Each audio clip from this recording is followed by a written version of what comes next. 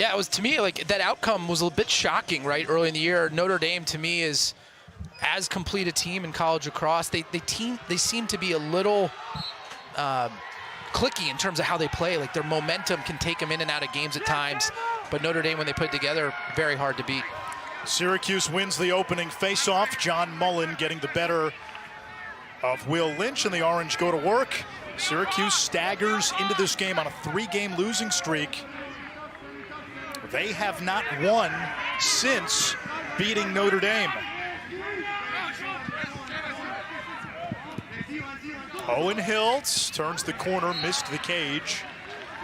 One big injury note for Notre Dame. The Irish will be without ACC Freshman of the Year, Matt Jeffrey, out today. Notre Dame says his status up in the air for Sunday, should Notre Dame get there. First midfield for Syracuse includes Michael Leo, Luke Roa, and English. Here is Spallina. Matched up against Ramsey, one of the best short stick D-middies in the country. I like this matchup for Syracuse, though. Spallina gets free, hisses it wide. 90 in white for Notre Dame, Sean Light.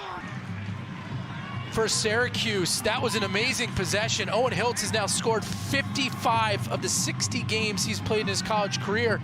But Syracuse right there, a nice flow on offense. Joey Spallina does a nice job catching the ball in traffic, gets it up to Leo, right? Look at the composure, the one-handed pass behind the cage, and then Hiltz comes the backside, moves it to his right hand, his weak hand, but the nice patient finish. Gary Gate telling us yesterday that Hiltz has been banged up. They recently got Finn Thompson back. He feels those two now back at full strength for this ACC tournament. Look, this is a Syracuse team. If they get possession, the skill on offense is off the charts. And what I like about what I'm seeing there as we battle here for a ground ball is Joey Spallina making an impact early, putting some pressure on Notre Dame. And some of the big matchups, he's had a tendency in his career to kind of let the game come to him, in my opinion, too much. I love that offensive possession.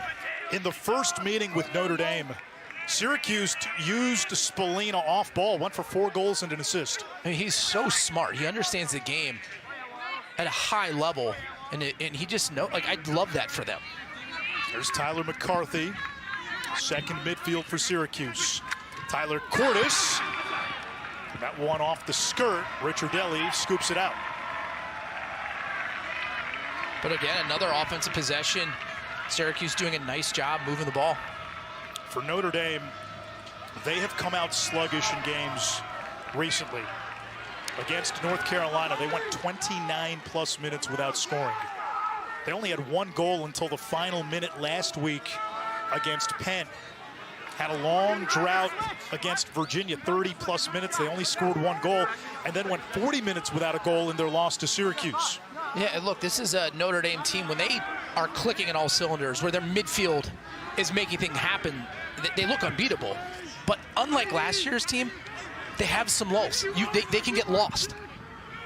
Jake Taylor misses wide. So one of the early wrinkles, Wilma Harris, the junior from Chicago, gets the bump up to first midfield with Matt Jeffrey out. And to me, Notre Dame, I mean, the midfield is the key to this team. Yes, I mean, Chris Kavanaugh is amazing. Their attack's great, but it's the pressure that they can put on you with the athletes in the middle of the field that differentiates their program. Yeah, here's one of them, Jordan Faison, wide receiver for the Irish football team. He's got a short stick matchup in Carter Rice. Shot clock dips inside of 10. Kavanaugh, right hand free, shoots. McCool, the ACC goalkeeper of the year with his first save. He's got a hot hand right now in cage as Syracuse pushes in transition. They might have a shot here. Billy Dwan, the long pole goal, the 12th of his career, and the Orange with a little early juice.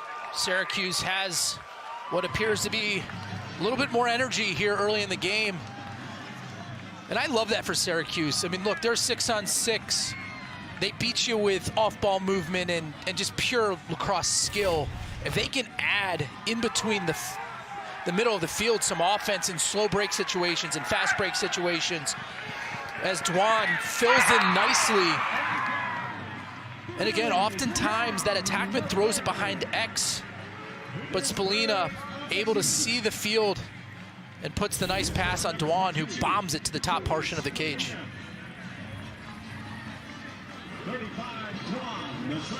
You look at where Syracuse is, RPI number 10,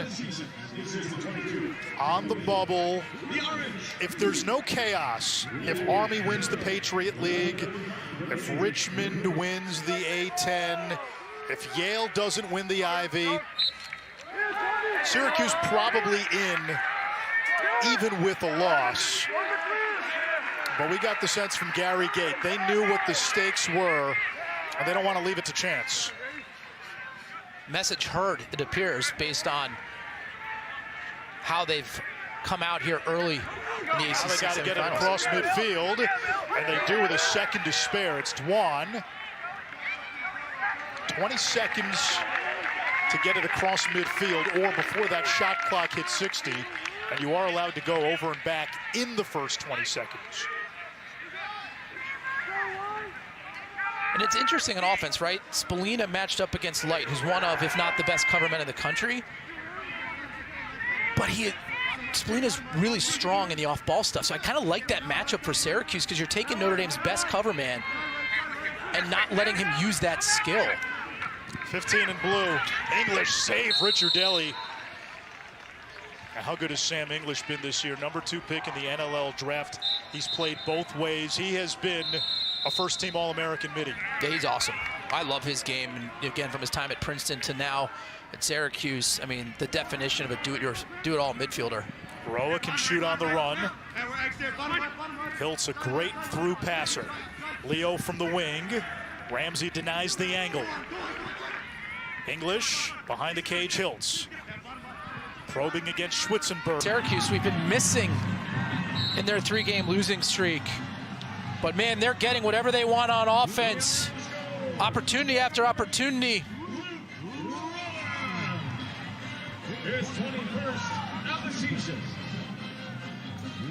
As we look at Nick Roa, who gets the 3rd goal for Syracuse. But just look at Syracuse offense, right? You have English here off the pipe, another high-quality shot. They back it up. And then again, Leo doing a nice job initiating, gets to a strong left hand, and now Notre Dame is compromised. And Roa, probably the best outside shooter on Syracuse, hands-free, gonna make you pay all day. A huddle coming out of that timeout. He said, we got to stay on our matchups. We got to communicate, which seems like basic defense, but don't pass the player off, the Spallina to Dwan. You stay on your matchup until you're not on your matchup anymore. They have to communicate through some of those slips and picks. Face-off violation on Syracuse. I saw Kevin Corrigan before the game. I asked him about the hat. I said, same hat, huh? And he goes, I'm not superstitious, but I am a little stitious. Second midfield now for Notre Dame. 6 in white, Fisher Finley. Out there with Jalen Seymour and Max Buzenkill.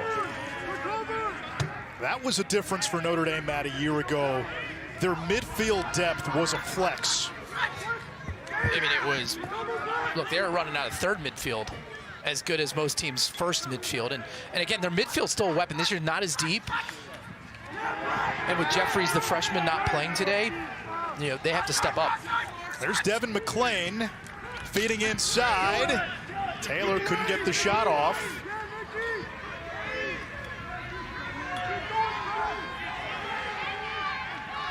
Irish still looking for their first goal. Now Kavanaugh from X. Shot clock inside of 20. Kavanaugh probing. 8 to shoot. Kavanaugh turns the corner. That got a piece of McCool. And it is Syracuse ball. Now, Matt, that was the second midfield out there for Notre Dame. But without Matt Jeffrey, what does that do in terms of how teams now can defend Notre Dame? Well, if you look at what differentiates Notre Dame's midfield is the athleticism, right? Like it's unmatched in college lacrosse. You have Notre Dame football players playing lacrosse, right? Jeffrey is one of those people. And so you're able now to spend some more attention and not have to feel the need to slide because maybe they're not getting as much separation, so you can play a little bit better team defense. And we've also seen teams double pole, Faison and Jeffrey. Now you can put a pole back on McClain. You don't have to double pole.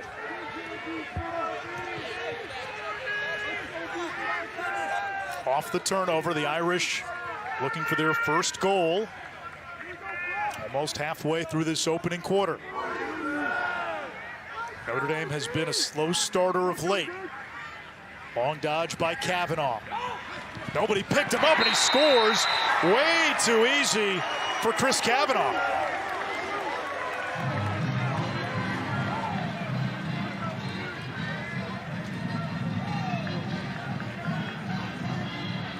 Notre Dame getting an extra possession here. Donovan with the check, causing the turnover. And then they get an offense, and to me right there, just a miscommunication from Syracuse on the defensive end. Way too easy for Kavanaugh to get his hands that open at such a dangerous part in the field. Slide never got there. Chris Kavanaugh, newly minted ACC Offensive Player of the Year. Last year he was the most outstanding player of the NCAA tournament. Third all-time in points at Notre Dame, behind brother Pat and Randy Colley. And only Randy Colley has scored more goals in an Irish uniform. We get a loose ball push on Syracuse, and it comes with a flag. This was a physical game when they played back in April. Syracuse 22 blue, 22 blue, unsportsmanlike conduct, 1 minute, full time. Full time, so that means Notre Dame will have the extra man for the entire minute. They get Spallina. Must have said something on that ground ball. Syracuse penalty is charged to 22. The minute unreleasable.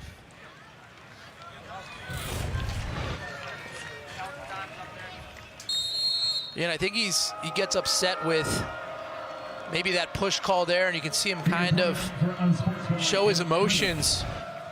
You think it had to be something he said? It must have not been nice to get a minute unreleasable. Kavanaugh from the outside missed the cage.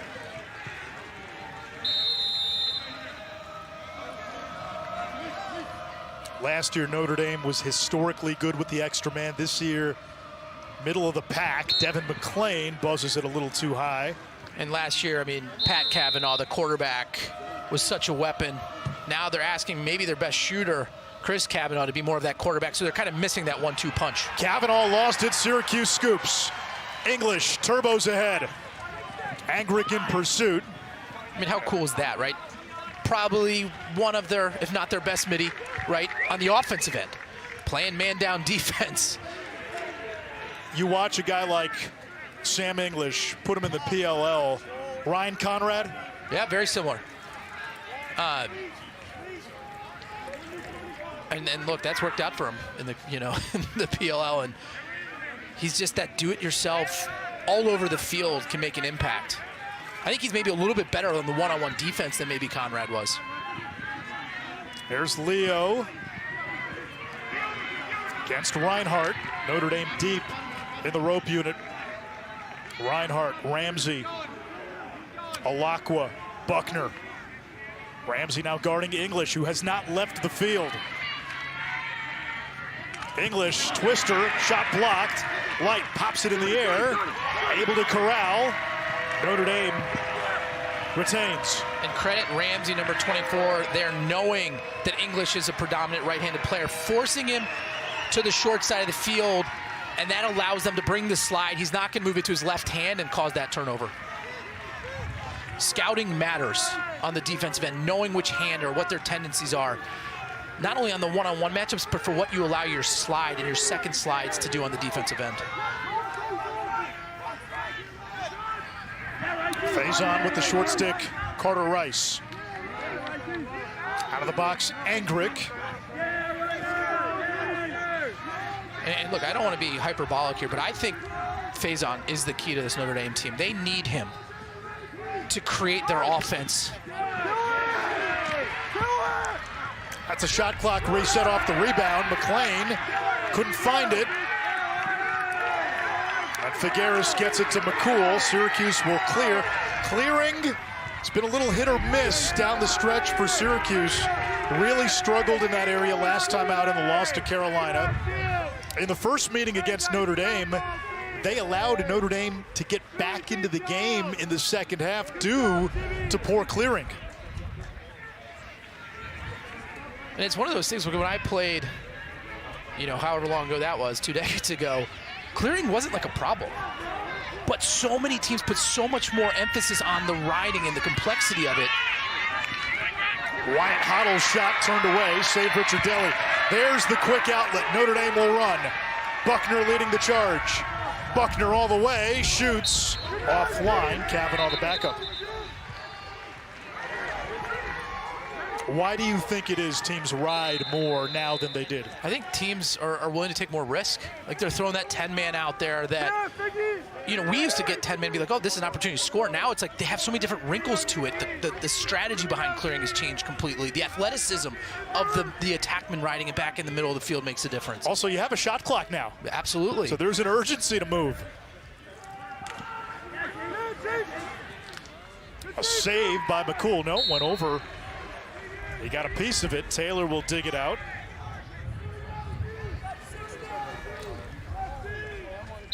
Notre Dame 1 for 9 shooting. The freshman Luke Miller feeding inside. Buzenkill, the quick stick score.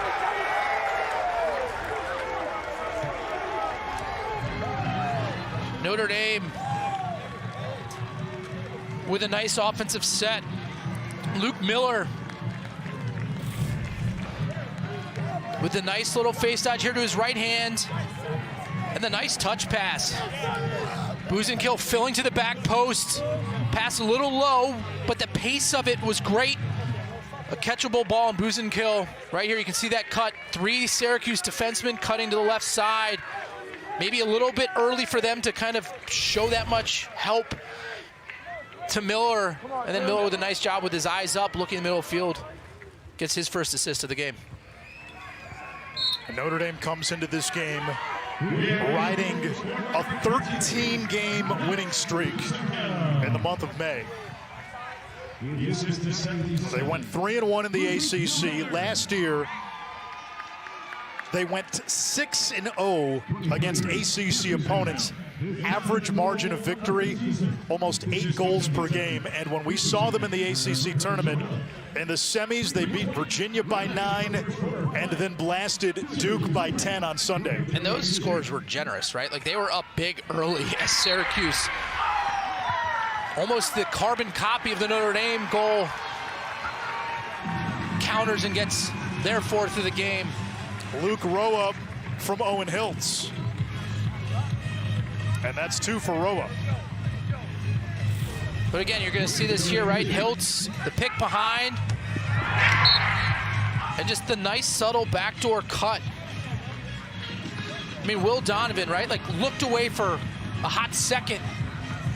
And Roa does a nice job just stepping 1 step closer to the crease. And again, I mean, people don't appreciate how hard the short pass is to the crease. To throw it with that much touch and accuracy, it's easier said than done. What makes it so difficult?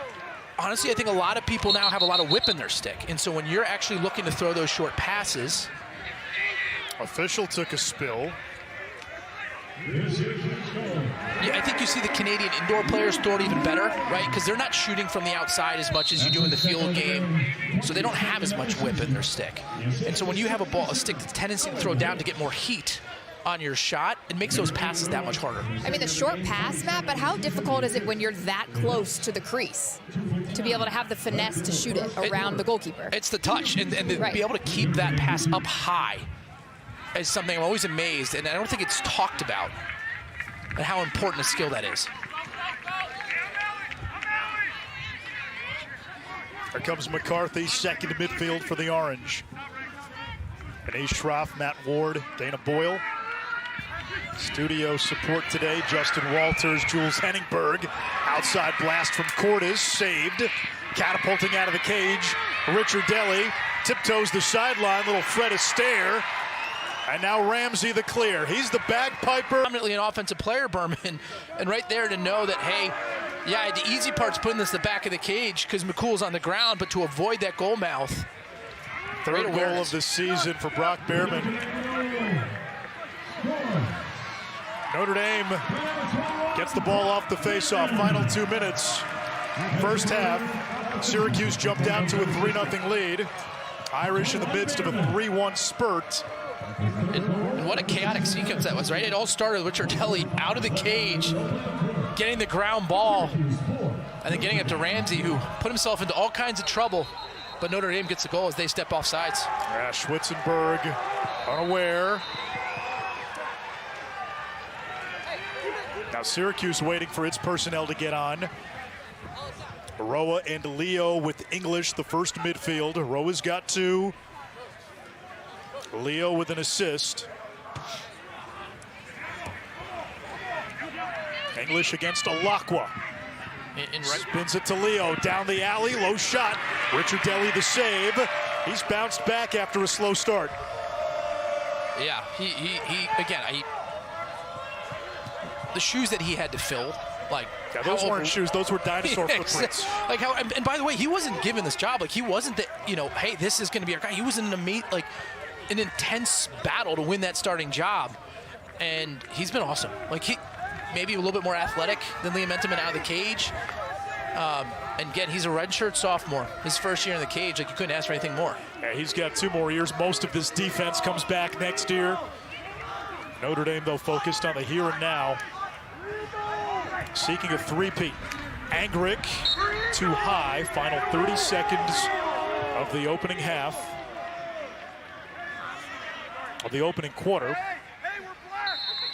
Irish can hold for 1 shot here. Behrman with the short stick, Rice. Kavanaugh dropped it, recovers.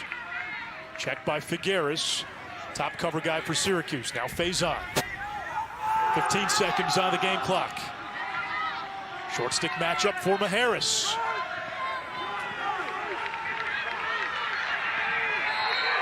Syracuse ball with 6 seconds.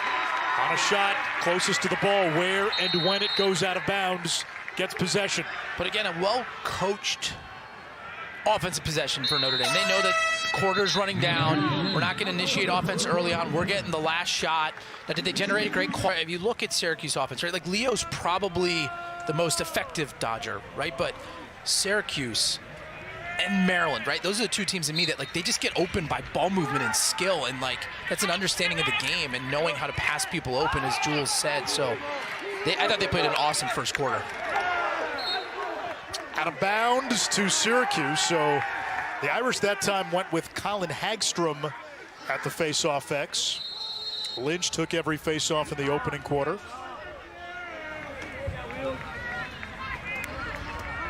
Mullins 6 of 7 for the Qs.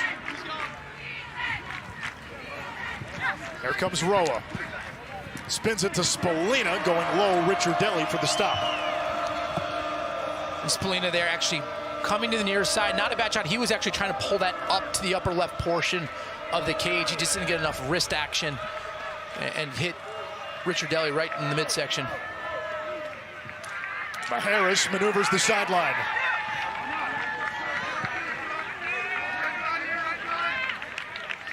Back-to-back games with a goal for Maharis.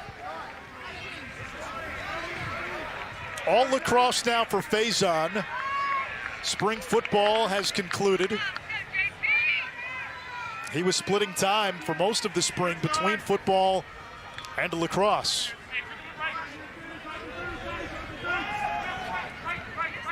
Kavanaugh gets the pick from McLean.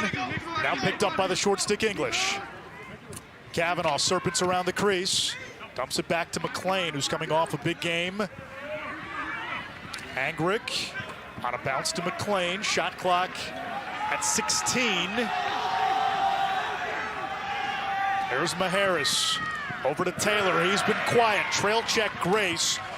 That was one of the matchups Syracuse dominated in the first meeting.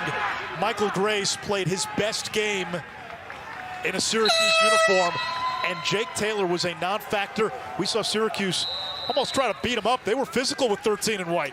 You got to do what you got to do. I mean, Taylor is electric of an off-ball player as you'll ever see. And oftentimes the success you have at defense is being physical, clamping on them, giving them a couple extra shots that make them feel it a little bit more than maybe you can get away with on a more of a dodging type attackman. We've seen teams do that to Taylor of late. And the rationale has been Notre Dame's best shot is often Jake Taylor around the crease. Take that away. Penn tried to do it last week. Wyatt Hoddle's got burst. Hiltz dangerous from that wing. There's that pass again in close to McCarthy. Finn Thompson missed time this year with an injury, reinserted a couple of weeks ago back into the lineup. 23 in blue. He was playing well before the injury. Spallina now, the ACC's top point getter. Looking to shake the bagpiper Ramsey. Here's Syracuse here. I think you got to go back to Spallina. Ramsey getting physical on the inside. Needs to be careful. Looking for help. Shot clock at 4. At 3. At 2. Feet in front. Spallina. Shot clock violation. And I think Ramsey's very lucky there on the off ball on Spallina. I think the refs maybe saw it late. If he keeps doing that, he will get a penalty for interference. Trouble with the clear. Vacuumed by Dwan.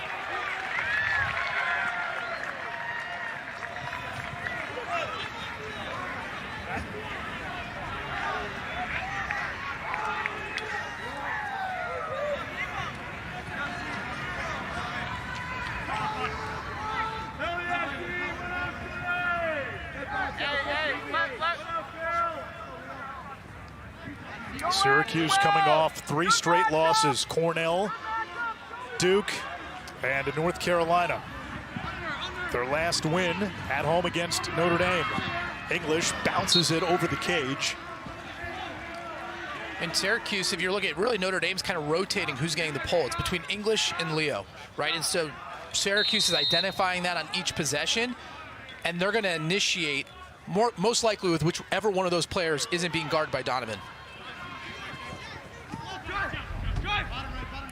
Gallagher picking up Finn Thompson. Roa, 2 goals already. Shoots on the run. It'll stay with the Cuse. And I'd love to see Donovan a little bit more there, bend a little bit more towards the cage. Too much of his momentum was going towards the sideline. That was why he was unable to get the shot on cage and missed near side. Leo, little careless. Buckner takes it away.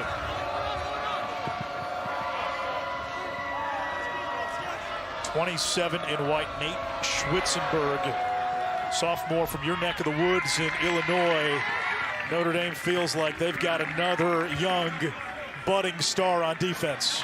You're seeing more and more players from the Chicago area. I mean, you look at Johnson from Duke, Menendez from Duke. I mean, some of the White from Ohio State, all from the Chicagoland area. That's good for Notre Dame because that will be right in their hotbed of recruiting. They were such a geographic outlier for so long, and now they recruit nationally. They go get whoever they want. The Mendoza Business School has been unanswered, and it's coming in eye blink. I mean, Syracuse going after Notre Dame short stick defenseman. And again, look, it's the subtlety of this dodge right here. I mean, Sam English, predominantly right hand. Look, he's going to do the face dodge, and now he fakes a backhanded flip and keeps it to free his hands up. Like, you're going to see it right here in this angle. Look at this subtle movement right there. The backhand pass, the flip pass that he decides not to execute, gets his hands open as a result of it, and then the ball placement to the far post. So the first 4 Syracuse goals all assisted, the last 4 unassisted, and the last 4 goals have all come in about a minute and a half, and all have come off of a face-off win. So this is make it, take it. And Syracuse is again, Notre Dame, isn't even contesting the wing, right? Like if you're next to one another, you have a chance at that ground ball, but the face-off X is so clean for Mullen that Notre Dame's just conceding it. They're just saying, we're gonna go back on defense and not give them transition opportunities. Yeah, and the danger has been Syracuse is winning the face-offs, and they're scoring, and then another face-off, rinse and repeat. Here's Hoddle, he's got Shake. I love his game. Hiltz's pass gets away, step down, McCarthy, shot blocked. Had some English, and the Irish finally get possession. Does Wyatt Hoddle not remind you a little of Joey Sankey? It does. I mean, the explosiveness, the quickness, the burst.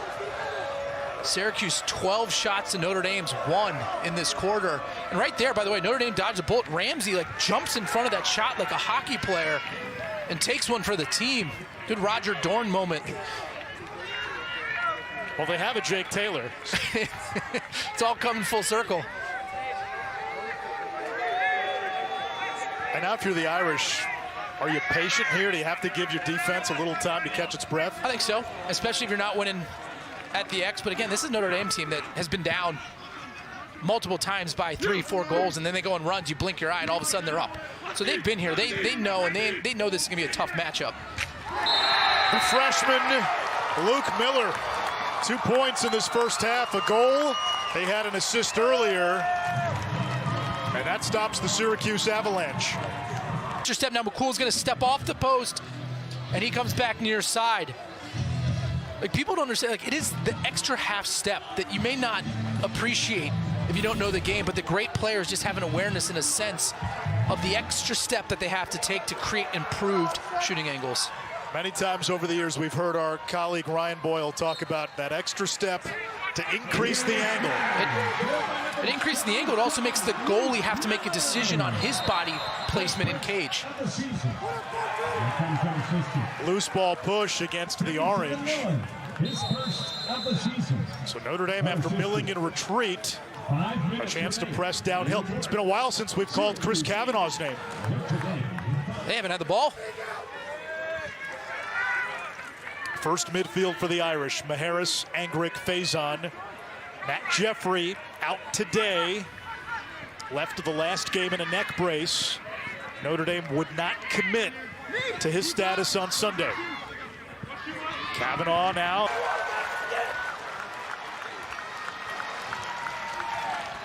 Chris Kavanaugh's ability to maintain possession when he put himself into a dangerous offensive situation. Right here, it's this inside roll. He's now going to get double teamed. Obviously a hold on Syracuse.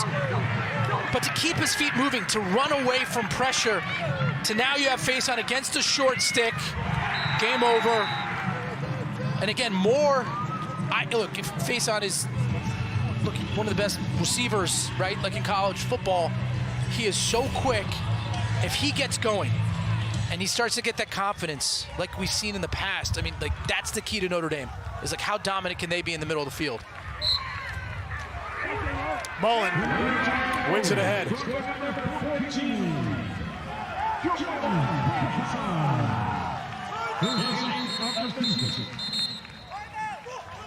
And a timeout by Gary Gate. Number 29, 14, Faison. His 8th of the season. The assist to 29. Jordan Faison, 2023 Sun Bowl MVP. This past January, he's playing for Notre Dame football in the College Football Playoff Championship. Not long after helping Notre Dame Lacrosse to its second straight national championship. And again, the stuff that he's doing. Now, Matt, you played lacrosse at the highest level, Tewaaraton Award winner, national champion at Virginia. Can you imagine mixing another sport? No, and the fact that it's a problem that Notre Dame, and we talked to Coach Corman, it's like have you figured out how to like ease him back into the season after what he put his body through during the college football season? He's like, it's a work in progress. Like, you know, our goal, bar none, is to have him playing his best lacrosse at the end of the season. And they're working their way there. And again, I think you're starting, again, to me, I mean, look, Aidan McGuire, co-ACC Defensive Player of the Year as a short stick D midi. Like, Coach Janowski's like, look, some people have an offensive mindset, some have a defensive one. Sometimes middies don't know who their personality is. He's like, Aiden is a defensive-minded player. That's why he's physical. That's why he's mean. And I mean, what an athlete he is. He is amongst the national leaders. He's on the fringe of the top 10 in caused turnovers, and he's a short stick D-midi. He can push it in transition, too. I mean, he's... A lot of other programs, they'd probably be like, hey, we need you on the offensive end. You're right. You go back to their win against Richmond in double overtime. It was McGuire who scored the game-winning goal. Hiltz shovels to Leo. Plays it back up top to Roa. We have not called Spallina's name much. Light stays with him despite the pick. I mean, but Owen Hiltz, credit him. I mean, English trying to get free from the bagpiper Ramsey. Almost a warding off. but again, like, I mean, Owen Hiltz, like Notre Dame's asking him to initiate some of the short six matchups, and he's showing some quick first steps there. And obviously he's very skilled, but I love him getting a little bit more involved with the ball on his stick, initiating. He's camped out at X. Leo with Ramsey all over him. Bounce shot. Richard Deli down to his knees for the save. And that's a good battle from Leo, though. I mean, he's a predominantly left-handed player. Ramsey kind of with a crowbar hold, and then went over the head with the toothpick, and I think that was a mistake on his part and gave Leo that opportunity for a shot. Notre Dame has not led in this game.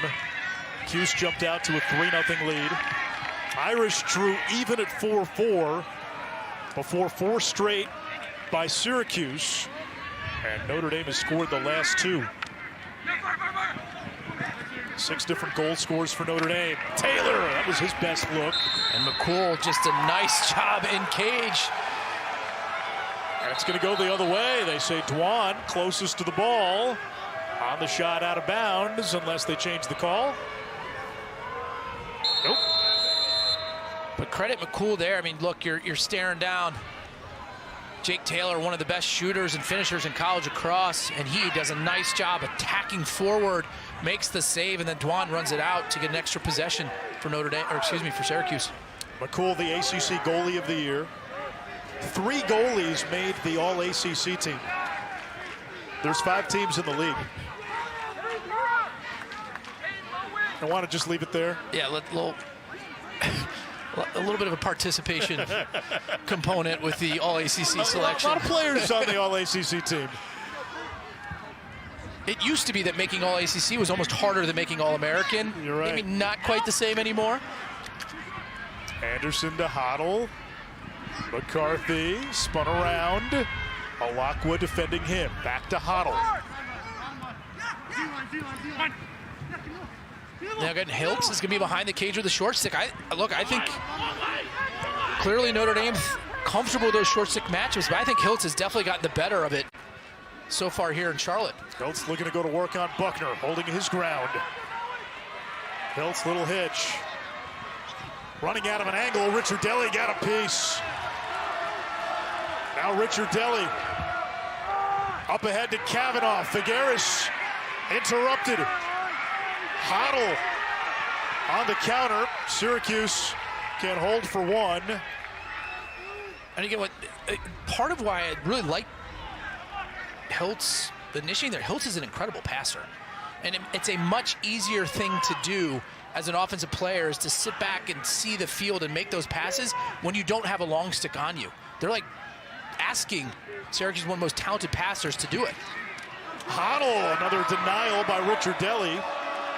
The Irish have scored on 75% of their shots this quarter. The problem, they've only taken 4 shots. Alakwa with a trailer behind him.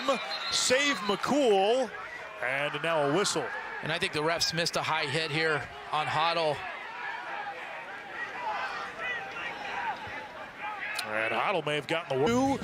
Florida State, Virginia Tech follows. And then Sunday, it's the series finale for both of those matchups. A lot of softball on ACCN Saturday. Sunday, we get the ACC championship again. No AQ, but it's going to impact seeding for a team like Syracuse. It may impact whether they get in. It's going to impact who's going on the road in round one versus who hosts in round one. And obviously Sunday night, Chris Cotter, Quinn Kesnick, Paul Carcaterra, after the Ivy League championship, they head to Bristol for the selection show.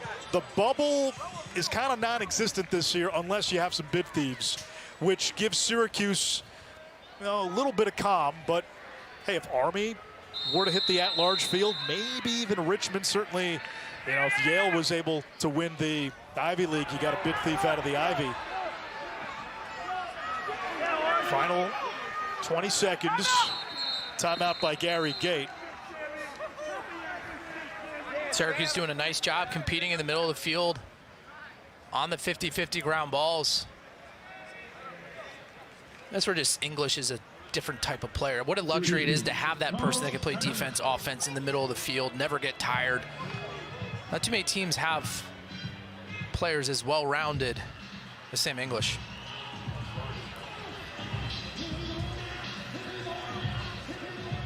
It is championship week in college lacrosse in the America East. It'll come down to Albany and Bryant. Villanova and Georgetown, both winners last night. Villanova slow start against Providence, big second half. Drexel upset Fairfield in the CAA. Towson has not lost a game to a CAA opponent this season. They got them maybe a first-round home game, and if they were to lose, it may knock them out of the tournament entirely. Got Ohio State and Maryland. I think Maryland with a win has a real case with their resume for a 1 seed. Yeah, and again, Maryland's, I think, a team very similar to Syracuse, right? Like maybe not the most athletic team, but super skilled in the offense they run. But I mean, you're talking about Richmond, right? So let's say Richmond. What team wants to play Richmond in the first round? Nobody, because it also feels like they've been so close in some of these first-round games. It has to even itself out. They're overdue for some kind of first-round upset. Along came the Spider. I mean, they are so well coached, disciplined, really can play any brand, right? I mean, they look, Duke 1-goal game, Maryland 1-goal game, beat the heck out of Virginia. I mean, like that is a good lacrosse team, and like I'm just like, you're like, oh great, we got the 8 seed or this. I mean, look, it could be a 5 seed. It's like we have to play Richmond. There's Finn Thompson, missed the cage. Meanwhile, Colgate leading Army by 3 in the fourth quarter. That's the chaos right there. Syracuse does not want to see Army in the at-large field.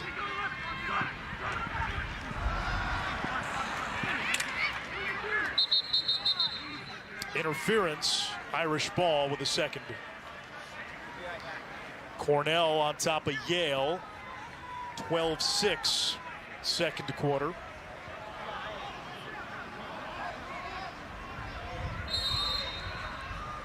They tried to put some screeners in front. The bagpiper shot stopped by McCool.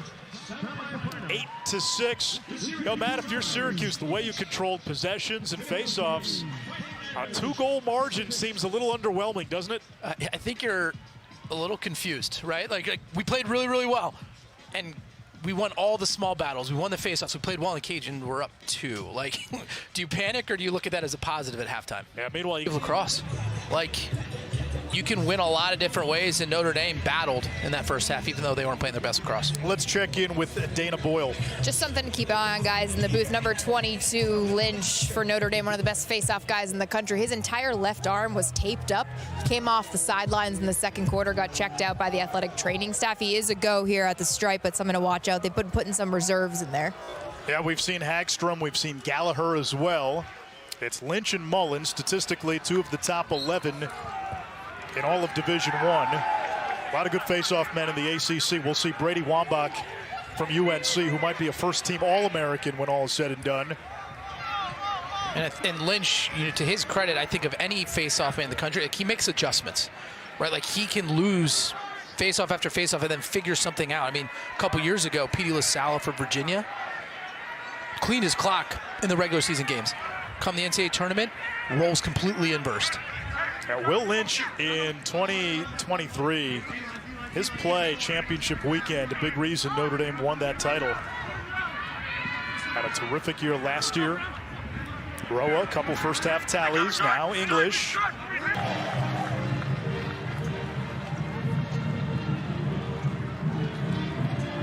Richard Deli for Notre Dame on the defensive end, answering the bell. Again, a good position of the field for English to take that shot, but Richard Deli does a nice job going low and then reading the bounce. And then that ball is out of his stick in a millisecond to create transition for Notre Dame. And right there, they get it to Kavanaugh, where you have to slide out to him. That opens up passing lanes. He throws a skip pass to McLean. Great start for the Fighting Irish here in the third quarter.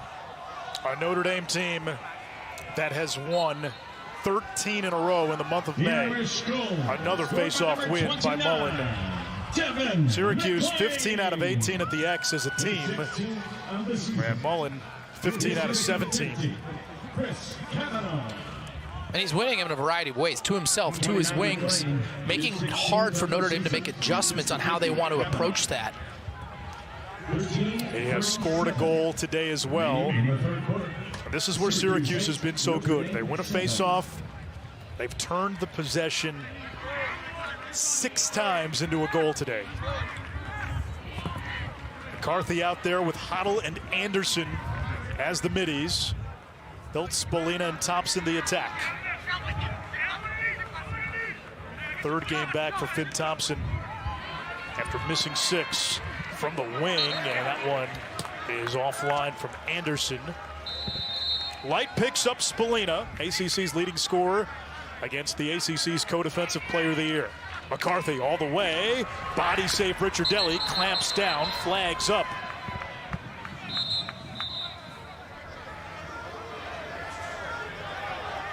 Looks like we'll get a push with possession. White, 47, unnecessary roughness, personal foul, 1 minute. White, 47, unnecessary for 1 minute. Well, unnecessary roughness, that's Will Gallagher, junior from Bryn Mawr, Pennsylvania. So McCarthy, again, right here, keeps it in his left hand. And then he's lucky that was only unnecessary roughness. Yeah, it looked like a high hit to me, more so than like an unnecessary roughness. It wasn't particularly late. It was hands up high, and I wouldn't be surprised if they make an adjustment here on this and go to review it. Well, they are talking about it. So if they rule it as indirect contact, that's a 1 minute non-releasable penalty. It's 1 minute for committing a personal foul. How about you guys? Can you guys shoot? We got it obviously on the corner. It has to be contact, called contact on the field and check. That is terrible. That's the third hit to the head. Yeah, so the Syracuse sideline wanted Again, 47. the high hit. It will stay as unnecessary roughness. You're going to see here, right? It's, yeah, I mean, that's cross-check extending up high. Notre Dame lucky that that wasn't a minute locked in or even maybe more. If they ruled that as a direct hit, now you're talking 2 minutes. Orange on the extra man. 77 in blue Hilt. His passing becomes lethal in the 6-on-5. Spolina off the crossbar. Off the stick of Thompson. Ramsey again. Looking for the punt return clear. That's a hold right there. They're going to get Leo. Ramsey, a one-man tempest. And now Notre Dame with a chance to get to even. How cool is that clear? He was determined to get that ball from the defensive side to the offensive side, and now they're going to cancel out the Syracuse man up and get one of their own. We talk about face-on as like, hey, I'm the best athlete in the field. I don't know, Ramsey making his case right there. You know what that reminded me of? You know, the conversation that's dominated the social media space this week? 100 men against a gorilla. Yeah. The first 20 have to be willing to go, right? Right. It's like Ben Ramsey says, I can take all you guys on. Let's go. I'd like to be man number 100 in that environment. I'll take 101.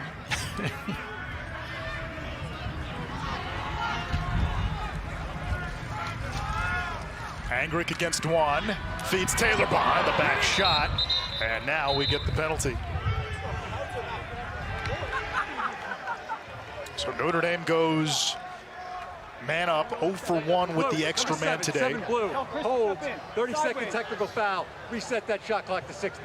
Again, Syracuse gets the look they want. They get it to their best, in my opinion, man-up player in Spolina, and just, you know, peppers the iron there. And then here's Ramsey. Just keep moving your feet. I mean, that's the key in lacrosse, right? Even if you get into a place that's trouble on the field, if you keep churning those legs, more often than not, you can get yourself out of a precarious position. Kavanaugh. Irish have never led. 0 and white. Richard Deli has been a man-up assassin. He's the brother of the goalie. Richard Deli's pass knocked down. Now, the man-up offense for Notre Dame this year just has not been remotely close to what it was a year ago. And right there, they decided to attack Syracuse. Goal line extended and play the two-man game probably in the least dangerous position on the field. Are they going to get another flag as McCool tried to clear? Now Syracuse with a free possession.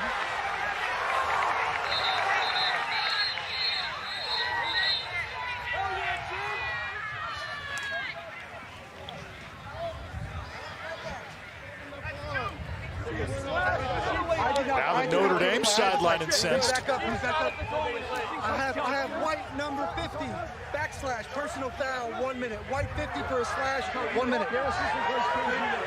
So they get Chris Kavanaugh with the slash.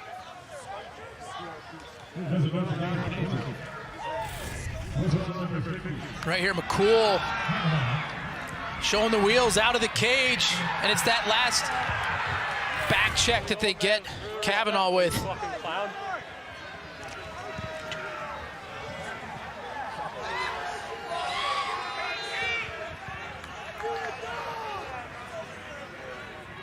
Syracuse top 10 with the extra man this season, 51% entering play. 0 for 1 today, and the Orange have missed their last 10 shots. And Syracuse's man up, what's really unique about them is they don't really have a set play. It's just all feel and flow. It's two-man triangles that no other team has run. How pretty was that? Greg Elijah Brown, weatherman impression. Yeah. The exact opposite of what I say will happen. Looks like there's a quick sell here in the Charlotte area. Put yourself in the shoes of these players. You're in the third quarter of this game, and now you hit the pause button. It's tough. I mean, I remember my junior year, you know, we're playing Johns Hopkins, and we're down that entire game, and then we make a run and take the lead. A tornado basically comes through Baltimore into the locker room. You lose the momentum that you had gained. We come out of the locker room, Kyle Harrison scores within 10 seconds, and now the game is completely back to neutral. We will hit pause on ACC semifinal number 1 here in Charlotte, North Carolina. Syracuse leading Notre Dame 9-7. Keep it here. We will have updates for you, and we'll relay them to you when we get them. For now, though, we are in a weather delay. Third quarter, semifinal number 1 in the Queen City, 9-7 Syracuse. It's been 50 minutes since we've last played lacrosse here in Charlotte. We're about ready for action. ACC semifinal number 1 was delayed by weather at the 10:21 mark of the third quarter, with Syracuse leading Notre Dame 9-7. Anish Shroff, Matt Ward, Dana Boyle. If you forgot what happened or you're just joining us, let's get you caught up. Fast start for the Cuse, up 3-0 early. Yeah, Syracuse did a nice job getting off the bus and bringing their best game early on. And it was the first half of runs, Syracuse up early, and then Seymour for Notre Dame counters with a Notre Dame run. But really, Mullen for Syracuse in the first half made all the difference in the world. Possession after possession, he puts one on the board. Syracuse was up 8-6 at halftime. Could have been more, but credit Notre Dame. There's no quit in this team, and they keep fighting. And they got the game to 8-7, but Syracuse, right before the weather delay, puts one in the back of the net on the man up to take a 2-goal advantage. Syracuse, big face-off advantage, big possession advantage. Notre Dame's been efficient despite having fewer possessions, and a couple of developments that have occurred over the last hour. One, Matt, Colgate knocking off Army in the Patriot League semis. So Army now in play as an at-large team. You have Syracuse very much on the bubble. A win today for the Orange goes a long way. Yale falls to Cornell. Yale was the only potential bid thief in the Ivy League tournament, so that's good news for Syracuse. Let's check in with Dana Boyle. Another good news, Anish, is if you're John Mullen at the faceoff stripe, you just went 13 for 15 in that first half. But during the weather delay, Will Lynch, the faceoff specialist for Notre Dame, was given 42. Christian Gallagher some tips. You see that 22 for Will Lynch has his entire left arm taped up, so he's struggling with a bit of an injury on the left side, but he was trying to teach Christian Gallagher how to counter Mullen if he doesn't win it, force him back, and disrupt him at the X. Mullen has dominated Notre Dame now in 2 games at the X this season. And the other big injury coming into the game for Notre Dame, ACC Freshman of the Year Matt Jeffrey out. He left last week's game with Penn in a neck brace. That's going to be against Syracuse, so Notre Dame ball. So no Jeffrey out tonight.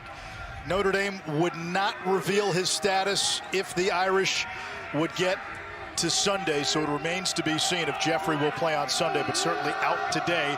Will Maher, 16 in white, taking Jeffrey's spot on that first midfield. Chris Kavanaugh. 7 different goal scorers for the Irish. Kavanaugh with a goal and an assist. Angrick inverts Carter Rice. Angrick gets a step, top side, and scores. A choppy offensive possession for Notre Dame, but Angrick does a nice job getting that ground ball and then the individual effort from behind. And if you were to ask me, you know, who the next 5 minutes is most important to, I really think it's Notre Dame, because they were getting outplayed but were close. And so every extra possession they can get, every opportunity to make Syracuse start to sweat, self-doubt comes into the mind of the Syracuse Orange. Yeah, and a chance now for Notre Dame. Johnny Racusa at the face-off X for Syracuse after Mullen violated on the last one. So Notre Dame with Will Lynch out there, a chance to tie and to gain possession. Now, Matt, you've been through weather delays yourself. What's the challenge when you return to action? It's hard to get up, you know, for the start of a game twice, right? Like early on, like Syracuse definitely had more energy than Notre Dame, and like I don't want to say I'm sensing the opposite, but right now back-to-back possessions for Notre Dame, a quick goal, down by 1, in a game where they haven't had much possession. A lot of different ways to win a lacrosse game. A second to midfield now for the Irish, Finley, Seymour, and Boozenkill. 6 in white, Fisher Finley, 6'6", out of Alpharetta, Georgia. Kavanaugh from behind, marked by Figueres, top takeaway man for the Cuse.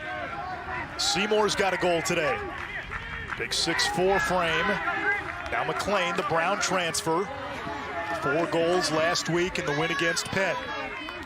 Kavanaugh, the ACC's Offensive Player of the Year. Spins it back to Seymour. Charging down the alley, flag down. Notre Dame's gonna have an extra man. Shot clock at 8. Kavanaugh inside to Taylor, missed an easy one, but the Irish will have the EMO. Taylor doesn't miss many of those.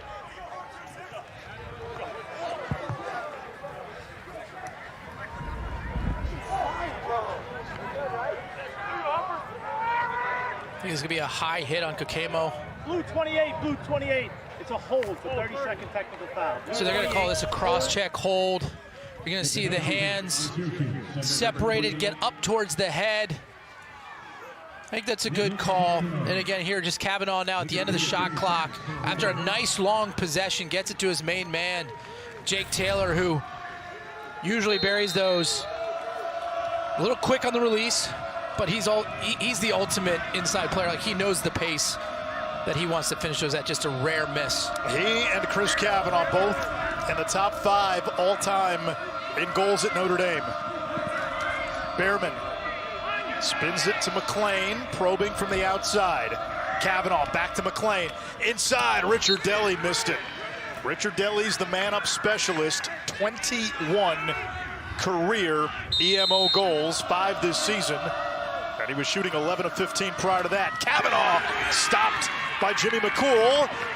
His outlet pass deflected. Kavanaugh gets it back. Dwan altered the shot, I believe. It'll stay with the Irish. Syracuse. And McCool tries the quick outlet. But Jake Taylor had his stick in the passing lane, knocks it down, and then Kavanaugh, right? You don't see Kavanaugh and Taylor miss too many of those opportunities. Syracuse lucky to still be up by 1. McLean, marked by Hoddle. That's a matchup. They have Hoddle trapped on defense. Kavanaugh, Angrick, lost it. A collision. Bodies flying. Taylor near the sideline, popped into the air. And it's going to be Syracuse ball. But Taylor wanted a loose ball push. Clearing that has been an issue for Syracuse in a few games down the stretch. They struggled to clear against Notre Dame in the second half in early April. Allowed Notre Dame to get back into the game. They struggled to clear last week against UNC at home. This is a big possession for Syracuse. Again, what worked for them in the first half was identifying who had the short stick matchup, whether it was English or whether it was Leo, and initiate with them and move off ball. This is Leo of their top 6. He's their best one-on-one dodger. Roa, 8 in blue, 2 goals today. Wheels it back to X. Owen Hiltz, checked by Schwitzenberg with a hat trick. Great things happen when you dodge hard. This play also. And Carolina battle the Blues as the skies begin to boil to black. That's still coming your way. UNC won the regular season meeting in Durham, 8-7. It was the Heels' first win in Durham since their championship season in 2016. When Syracuse beat Notre Dame in early April, it snapped a 7-game losing streak for the Orange against the Irish. And though Matt, Notre Dame had beaten Syracuse and beaten them badly in those 7 games, they were winning those games by about 8 goals per. Yeah, I mean, the ACC's been interesting, right? Like Notre Dame had Duke's number and Syracuse's number. Duke has Virginia's number for 20 straight years, but then for a while there, Virginia had Notre Dame's number. So it's, you know, it's a loaded conference. Some teams' styles match up differently and better against certain opponents. Sam English, excellent two-way midi. All ACC honors, Princeton transfer, 2nd season with the Cuse. A captain against the All-American Donovan. Now Roa, down the alley, snakes in. Richard Deli steps up for the veto. Great offense from Syracuse there. English does a nice job in the 2-man game with Leo, and then switches the field and gives Roa an opportunity to dodge without any slide present. Jordan Faison getting away from 28, Nick Kakemo. ACC championship game Sunday. Winner of this game and the winner of North Carolina Duke. Selection show that night. First round next weekend. Quarterfinals this year. Hofstra and Annapolis. Championship weekend up in Foxborough. Kavanaugh twirls away from trouble. Here's a chance. Bounce shot Maharis. Rebound knocked into the air. Taylor has it. Dwan lost his helmet. They didn't throw a flag, and the shot clock didn't reset either. Well, listen here, but they're going to blow the play dead because Dwan's helmet came off. That's a huge advantage for Syracuse. It should be a second penalty. Now Now we'll get a flag. But his helmet comes off. Just show his helmet off and end the play anytime? That's not what he did there, but we have blue 50, unnecessary roughness, personal foul for 1 minute. Blue 50, unnecessary, 1 minute. So Used to be the in-home, blue 23. We have blue 23, legal procedure, technical 30 seconds. Helmet came off during the field of play while the flag was down. 30-second technical on 2-3 blue. So that should be 35, Billy Dwan. Correct, and that's the right call. Yeah. You cannot continue to play without equipment. And so that's the procedure call. It's a bad break for Dwan, right? Like, this was nothing intentional. He's making a hard play and a ground ball. But you have to protect the offense in that advantage situation. 6 on 4 here, a chance for the Irish. Down 2. Kavanaugh up top. Over to McLean. McCool. That is a gigantic save. Notre Dame with a 2-man advantage. And I just feel Notre Dame's man-up offense doesn't rotate enough. Everyone stays in the same position the entire possession. No one's cutting to the crease. They're not changing from a 2-3-1 to a 3-3 to a circle set. It's just very stagnant offensively as Notre Dame is 0 for 4 on man-up with 5 shots and 1 turnover. And they came into the game 31% on the extra man. That's 48th nationally. Last year, their man-up was among the very best we have ever seen. You went man up on Notre Dame, you were asking for it. It was different, right? They had that true quarterback in Pat Kavanaugh. Then you had Chris Kavanaugh in the danger zone as a shooter.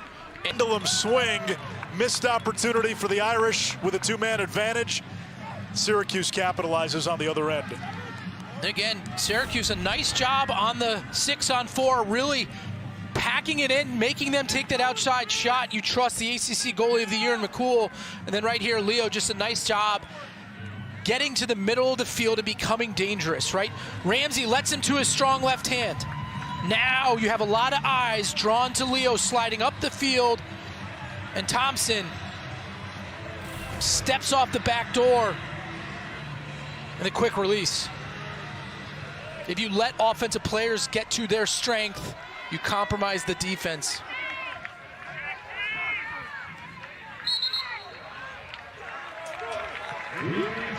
Mullen jumped. Faceoff's been much more competitive here since the rain delay. You got time to watch tape, make some adjustments. And look, Lynch makes adjustments as well as anybody.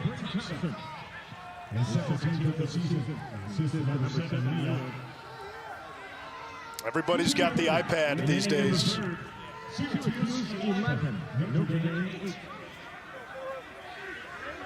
.77 in white, the freshman Luke Miller back into the game. He's had a goal and an assist. Kavanaugh, 1 goal, 1 assist. ACC Offensive Player of the Year.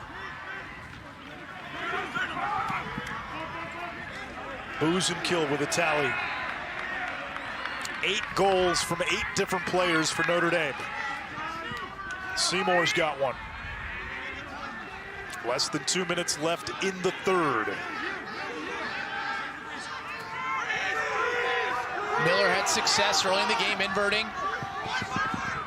Does it again here. Another quick movement here. Should be a nice opportunity to dodge the backside if you're Notre Dame. 5 to shoot. Notre Dame's got to go. Seymour doesn't have an angle. And boy, that was awfully close to delay of game. Got to be careful with those, with the shot clock winding down.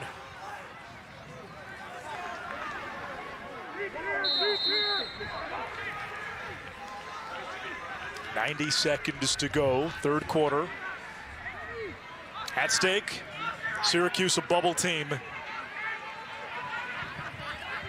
Can they get in with a loss? They could. A win goes a long way. For Notre Dame, Matt, you get the sense a win and Notre Dame gets to host a first-round game. A loss, that could get murky. First round is going to be interesting. Like, usually, or at least 2, 3, 4 years ago, you felt like you could look at the bracket and be like, I'm going to get this all right. Good luck this year. Notre Dame on the road potentially in the first round. It's a big difference. Arlotta's arguably the best home field in the country right now. Final 40 seconds, quarter number 3. Hoddle on the invert. It's been an interesting game, right? I feel like since the rain delay, Notre Dame's had more possession, but Syracuse has stretched their lead, right? It's kind of been like that, you know, I thought Syracuse should have been up big at halftime as they push here with 7 seconds left of the shot clock. Anderson gets sandwiched. Gallagher off the ground. Final 10 ticks. And Hiltz, nice. Hiltz, yard sale. Flag down. And we get a little bit of carnage to close the third quarter. Jake Taylor, a little bit of an elbow. Remember, Syracuse got real physical with Taylor in the first meeting. And now the officials get in to try to bring calm. I think the refs are going to look here if this is a high hit. Hiltz was in pursuit. Coach Corrigan not happy with Jake Taylor. Right, this is one of your marquee players making potentially a devastating mistake with seconds left. It's just not worth it. Especially with the unreleasable that can be a result of some of these late or high hits. Officials still in a huddle. Now we'll get the call. Look, it wasn't as bad. It was Taylor going for a ball. There's a trip there. A different story if it was a high hit, unreleasable. Moments ago, Dana Boyle with Kevin Corrigan. Coach Corrigan, how do you put yourself back in the driver's seat here in the fourth quarter? We got to make our shots. We had better opportunities and more opportunities in that last 10 minutes than they did. We just didn't make ours. Simple as that. You got to make plays if you want to win a game. Well said. Thank you. Thank you. And that was the point I was hitting on, though, a few moments ago. Felt like Notre Dame probably played its best lacrosse, but the lead got further away. And the Irish in the last 8:15 of the third quarter, only one shot. Their scoreless streak now going on 10 minutes. But just look at the difference of the man-ups here. That just constant movement from Syracuse versus Notre Dame standing still. Hiltz, dangerous on the man-up.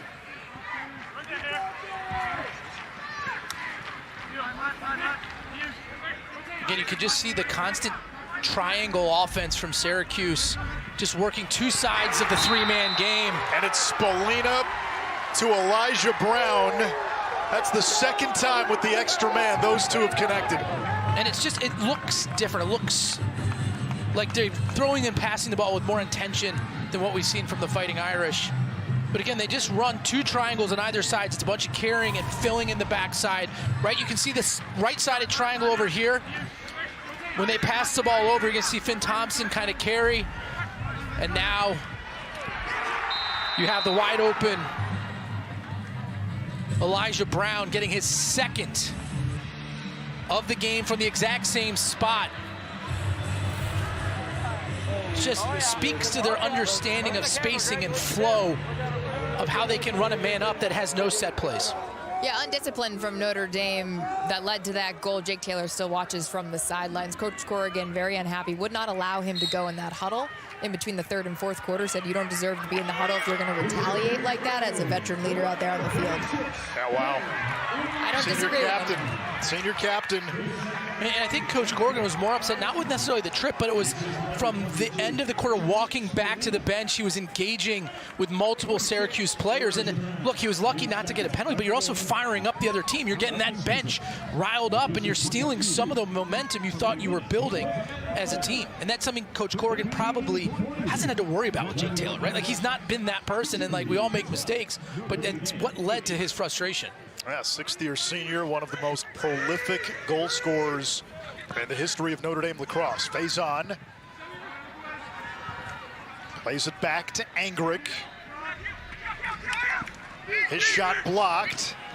Grace shoveled it toward the end line. It'll be Notre Dame ball. 37 seconds on the shot clock.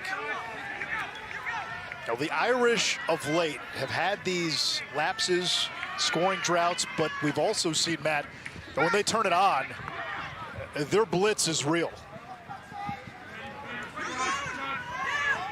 Kavanaugh, that one got a piece of McCool. Faison, step down. McCool read it all the way. And McCool doing a great job being offensive as a goalkeeper, stepping out, meeting the shooters. He's not sitting on the goal line. He is being proactive and coming out, really cutting off the angle for those shooters. Really great positioning from McCool and Cage. A dozen saves, a baker's dozen now for McCool. He's north of 60% for the game. He's done that 6 previous times this season. Took over for a pretty good one in Will Mark, and McCool, in his first year as a starter, ACC Goalie of the Year. Richard Delly, Notre Dame's goalie, tops in the ACC in save percentage. McCool, number 2. Leo against Ramsey. Good defense by Ramsey. Spallina gives it up quickly with Light encroaching. Now it's English against Donovan. Behind the cage, Hiltz.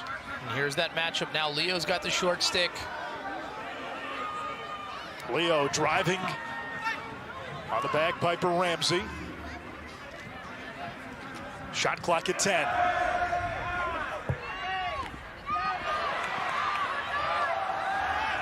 At 4, at 3. That one lasered out of bounds. A shot clock violation. Richard Delly kind of lucky that that wasn't on Cage. He couldn't see it or misread it. He was on his knees. And that was a low to high release from Roa. Notre Dame 0 for 9.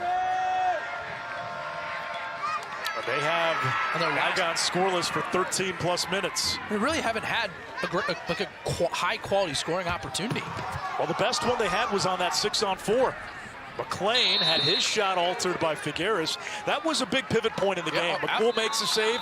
Cuse goes back the other way and scores. Right, and look, to me, that was kind of Notre Dame taking the first shot. Your 6-on-4 BP, like, you can do better. You can wear the defense down and get a point-blank shot by just having 2 extra attackers on the field.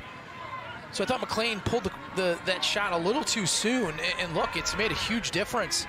Like, that was momentum stolen from Notre Dame and given to Syracuse. No Matt Jeffrey for Notre Dame today.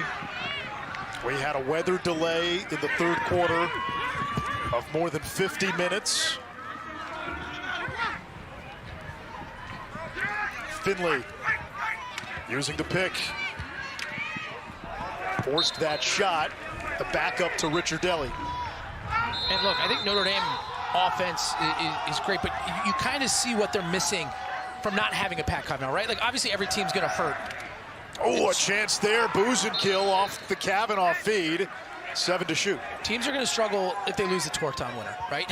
Like, of course. But how they knew how to play off of each other and how they complemented each other. Now you're seeing a lot more of Chris initiating, which he's good at. But he's better as that second attackman off his brother because he's so dynamic. Off ball, shooting, release, dodging off of ball movement, versus now it's kind of like, hey, I'm going.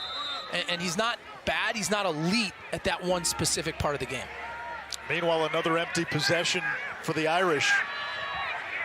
10 minutes to go. Again, for Syracuse, a win today goes a long way on Selection Sunday. And it means more today than it did, what, 2 hours ago? Yeah, with Army losing. Army now in play for an at-large. Although Army lost to Colgate, so their RPI, which was 12, will probably drop at least a few spots. Syracuse came into the game with an RPI of 10. Notre Dame at the moment would be a top 5 RPI win. A lot of folks look at the polls. The polls are meaningless when it comes to the selection committee. Alakwa racing upfield. Spallina in pursuit. Now he'll wait for the cavalry. Faison running out of the box. Ramsey's got the ball against Hoddle.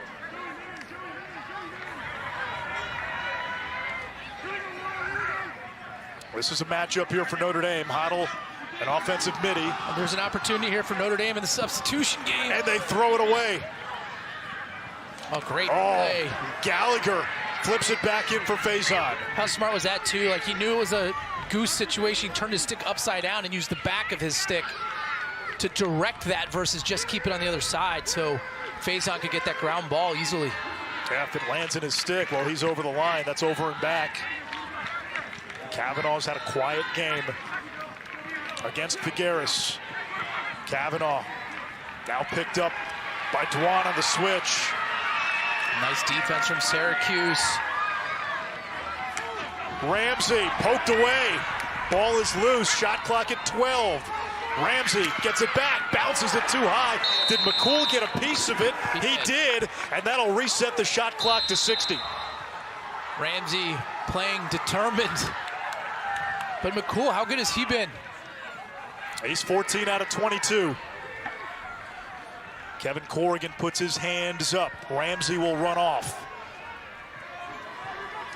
Harris joins the midfield trio.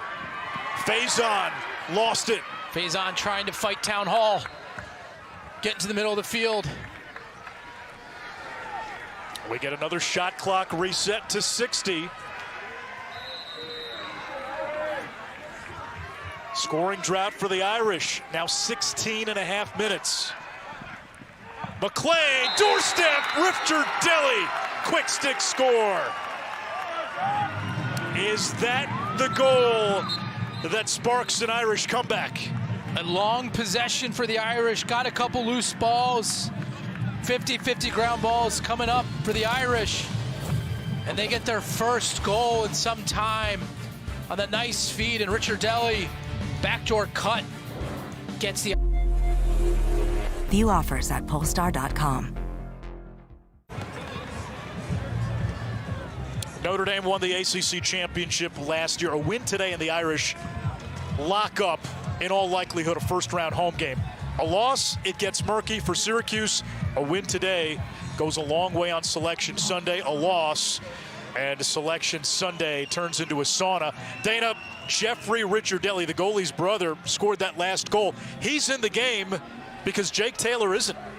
He's been on the sidelines, Anish, the entire fourth quarter after that retaliation out of the sub box in between the third and fourth quarter. He's not even close to the sub box. It doesn't appear that he's going in, but that end of the scoring jump, can they make a comeback without Jake Taylor? I don't know if it's possible. It's going to be harder, right? And again, like, look, I think it was maybe not ideal for one of your six-year players to make that mistake. Chance here for the Cuse, unsettled. But I think if you're trying to win the ACC, you got to get him back in the game. He's too talented as an offensive player. And right now on the offensive half for Notre Dame, the three attackmen are Kavanaugh, Ricciardelli, and McClain. And look, if I was Coach Corrigan, I'd be more upset if it was like a high hit 2-3 minute penalty for no reason. It was more, he didn't even get flagged when he was walking off the field. He was just engaging the Syracuse players, but the refs let him do it. So it's look, I understand sending the message as a coach, but it's also one of your leaders. Like, I love him on the field. Yeah, sixth-year senior. English, doorstep, Hiltz stings the top shelf. 4 goals for Owen Hiltz.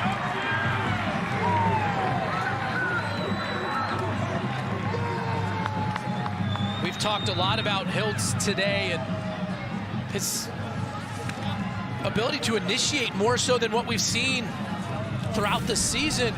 This is what we're accustomed to. The lefty can absolutely sling the rock. Just, I mean, look, I love the angle we're going to see here. The skip pass from English, the look away from English, and then look at that accuracy, low to high, near side.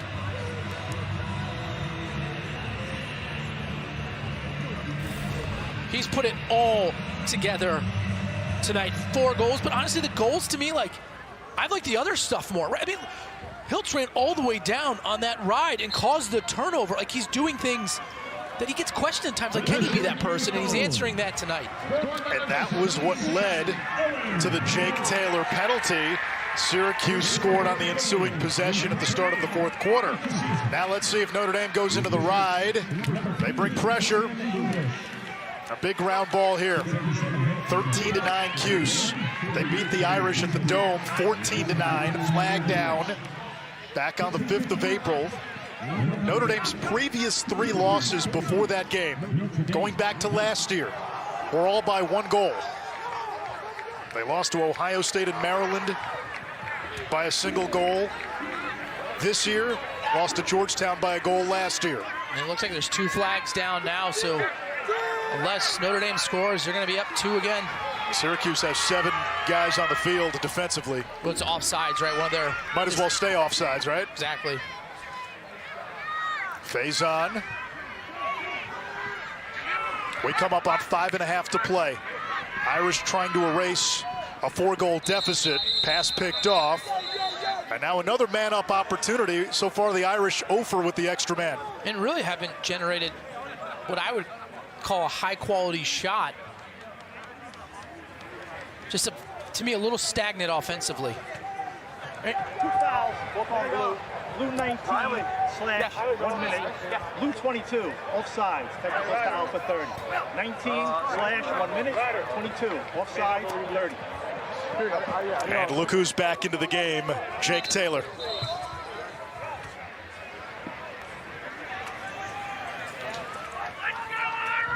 When offensive, the man up, right, like you have your core unit, you have set plays, like you got to get your best players in there. Maybe this is Dorr back into the field for the rest of this half, but again, for Notre Dame, just that right there is even holding the ball too long.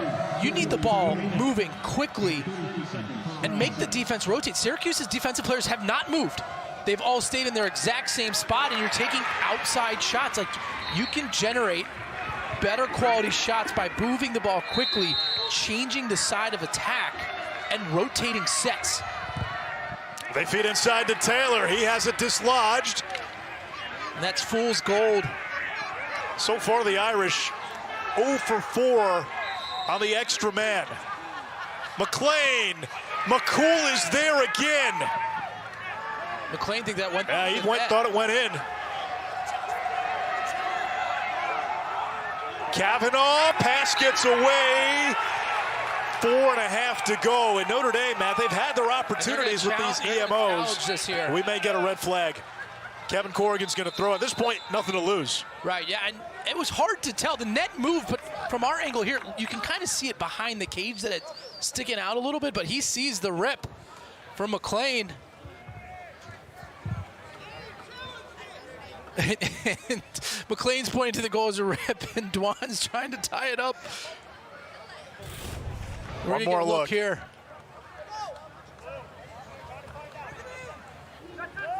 No, it was outside.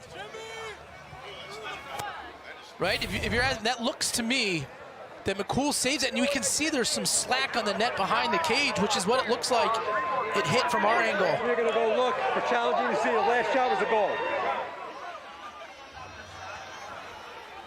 I understand McLean thinking, because it definitely hit the net, and the net's not strung tight enough on the side. We'll take an angle here. You can definitely see McCool gets a piece of it, and it's the outside of the net. It should be an easy review.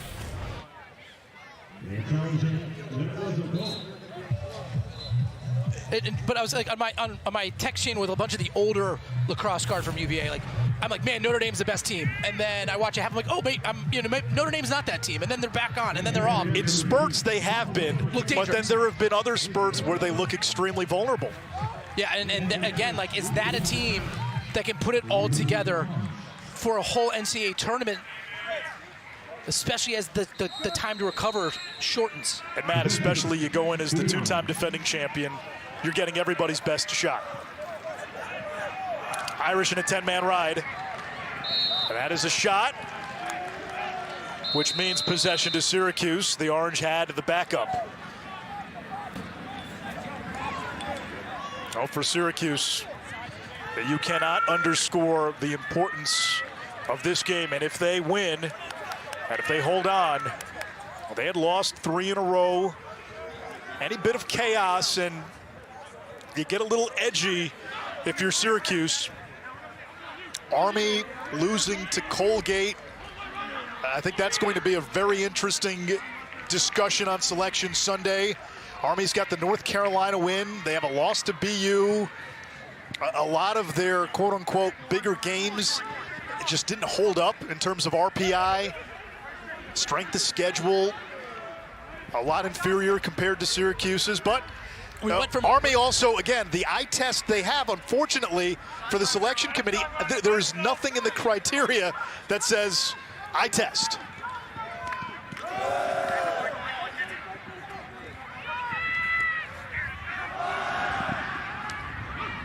Shot clock at 3, at 2, tops it between the legs, save Richard Deli. Ramsey triple teamed, puts it on the ground, Campese picks it up, shovels it back to Donovan. This is a different Syracuse team that I've seen any game all year. Not like offensively, they've had games like, but man, like in the middle of the field, the compete level, the physicality of what they brought to this field today. McCool got a piece of that one, looked like a pass. Faison gets it back, shoots. Well, let's see what the ruling is here. In the crease, Notre Dame. Yeah, Matt, the 2 games against Notre Dame have been arguably Syracuse's best 2 performances of the season when you factor in the opponent. They've been physical. Defensively, they've done their job. That's going to go back the other way. Ronan Doherty, the cause turnover. 18 saves for McCool, but he won't stop Chris Kavanaugh. Not over yet, 13-10, 2:19 to go. And there's a man down for the Cuse.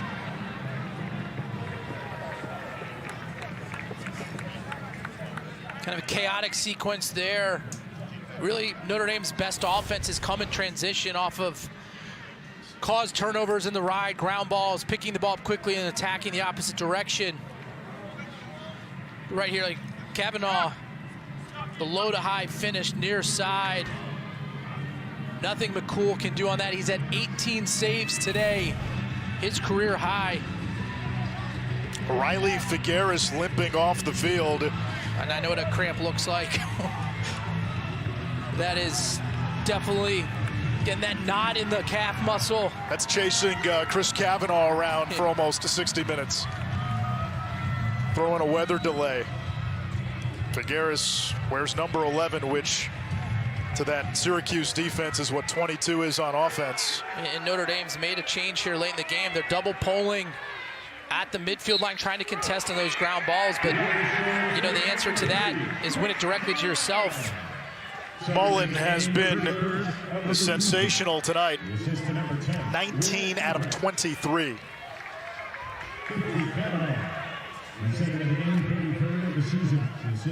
So Syracuse, after losing 7 in a row to Notre Dame, are looking at a 2nd straight win over the Irish. Timeout Syracuse, 1:59 left.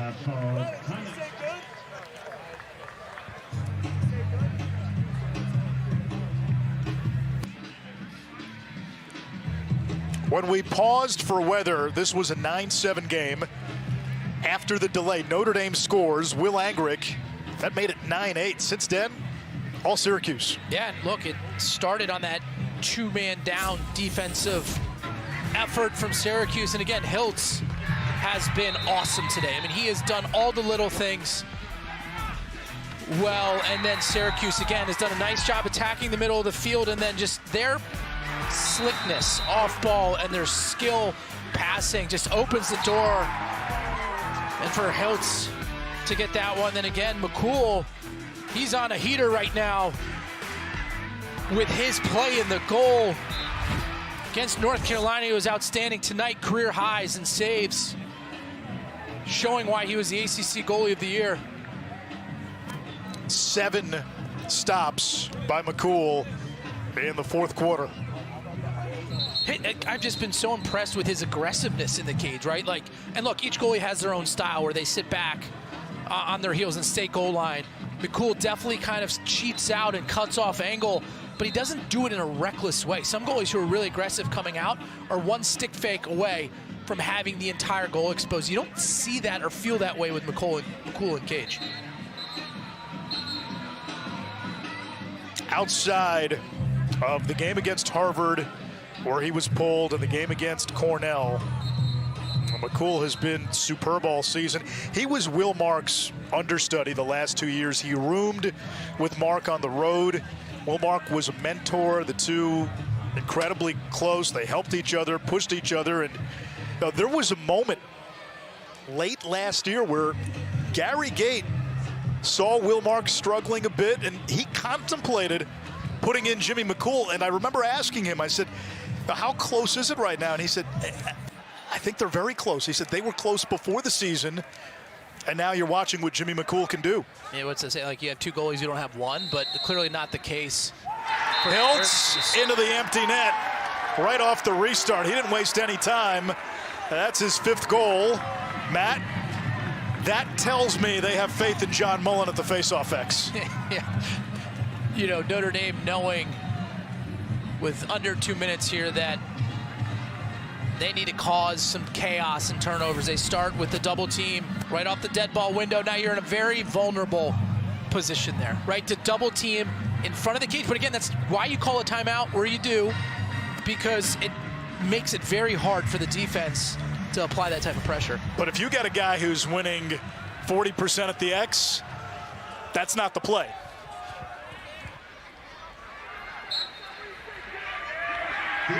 Mullen wins it for Syracuse.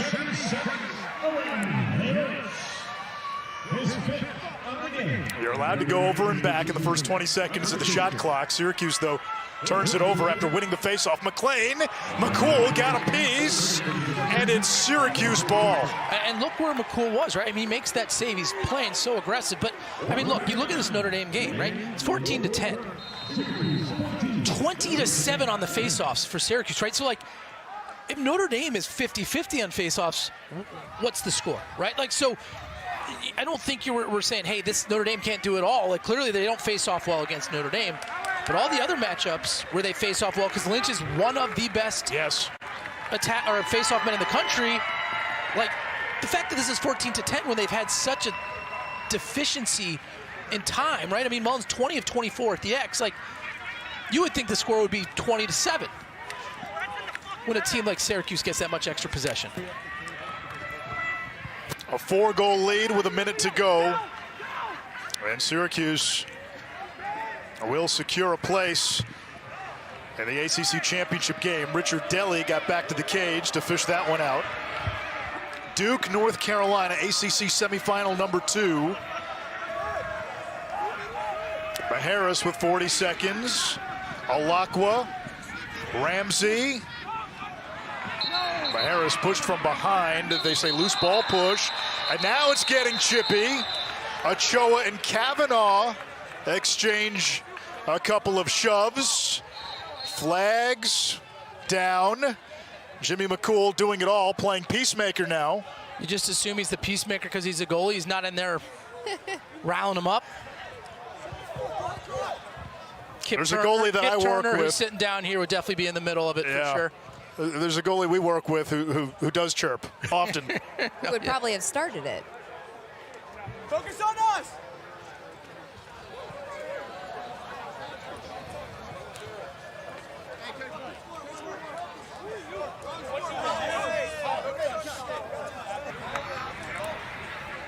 Now this makes it interesting here over the final 34 seconds.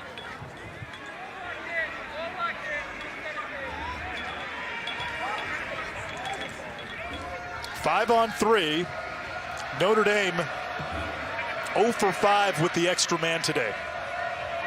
And that includes a missed opportunity with a 2-man advantage. McLean, step down. Irish get one back, 14-11. That didn't take a lot of time. 28 seconds to go.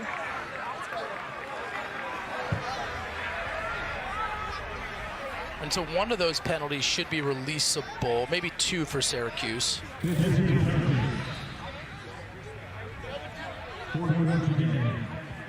think you may be now, you're going to be all even here, 5 on 5.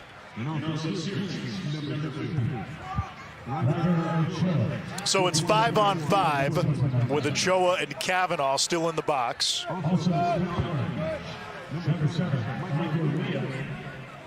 So Mullen and Lynch with Grace and Donovan as the lone wings on the near side for the faceoff. Chuck Kuzinski has 30 seconds for a push. There are your penalties. Now 26 in blue, Chuck Kaczynski to one of the face-off wings. Notre Dame trying to get organized. Gary Gate waiting for the explanation. I feel like I'm watching the last 10 seconds of an NBA basketball game with all It's the hour of your life. With one guy, right? Honey, there's only 10 seconds left. I'll be ready in 5 minutes. Exactly.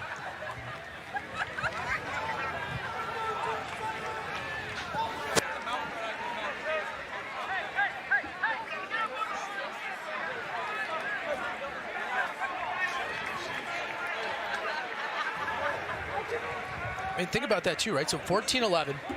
McCool has 19 saves. I mean, McCool has an off game, an average game, right? Could be a different story. Now, look, credit Syracuse's defense for forcing, I think, Notre Dame into maybe not their normal quality of shot, but they still generated a lot of offensive opportunities with very few possessions. So Syracuse doesn't have a wing here. Ramsey able to win this for the Irish. A chance to make it a 2-goal game. Ramsey, low shot, save number 20 for Jimmy McCool, but there is a flag. I'm still not sure why Syracuse has 3 people in the box. Game 17 of the season is just to 10. Anchor. 18.8 seconds remaining. 30 seconds. We're going to get an offsides now on Syracuse. The 5-on-2? You can't because you have to have somebody on the defensive half of the field. He never went across the line. Yes, he did. That's why I It's a loose ball. It shouldn't be a penalty then, right? But why were those Syracuse penalties outside It's a loose ball. It's a loose ball. It shouldn't be a penalty. the 50s, kind of, getting the unreleasable penalties? Those other ones were a push in the back, and I'm not sure why those are non-releasable penalties.